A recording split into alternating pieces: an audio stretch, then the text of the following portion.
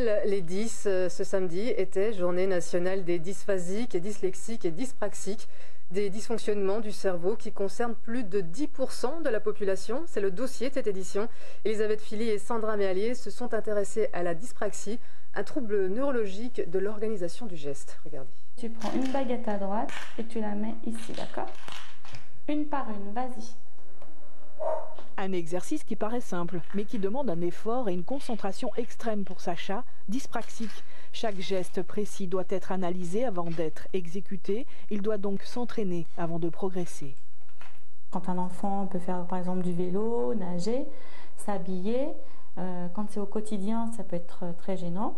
Et après, on peut aller dans, comme Sacha, là, on fait tout un travail sur l'écriture pour qu'il puisse suivre à l'école. Donc il a bien amélioré son écriture manuscrite et en parallèle, on met en place l'ordinateur.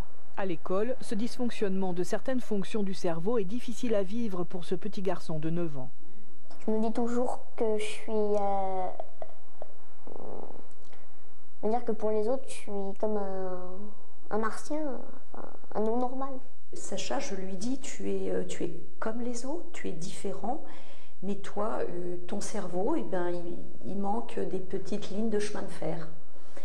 Et il y a des petites connexions qui ne se font pas, Sacha. Et tu as besoin de plus de temps. Tu auras besoin de plus de temps pour tout. Je casse les clés USB, je fais tomber mon ordinateur, je me prends les pieds dans le câble. Voilà mon quotidien de petit garçon. D'un enfant à un autre, les troubles dyspraxiques ne sont pas tous identiques. Ils sont souvent associés à d'autres dysfonctionnements, comme pour Paul, à celui de la vision. Il est dans une école pour déficients visuels, donc il a un faible effectif. Et ça, c'est quelque chose de très très important pour ces enfants. Il souffre aussi de troubles de l'attention avec hyperactivité. Il est en perpétuel mouvement et ça aussi, il faut pouvoir le gérer. Mais il a l'ordinateur qui est mis en place depuis l'âge de 6 ans, Paul, parce que c'était absolument nécessaire. Les associations qui œuvrent pour une meilleure connaissance des troubles 10 constatent que l'accompagnement des enfants reste encore insuffisant.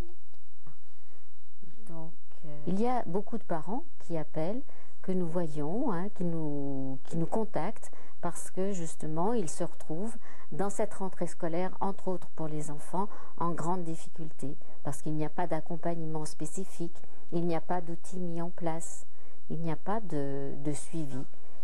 Aujourd'hui, plus de 10% de la population est concernée par un trouble 10. Eh ben, tu l'as fait super bien, là.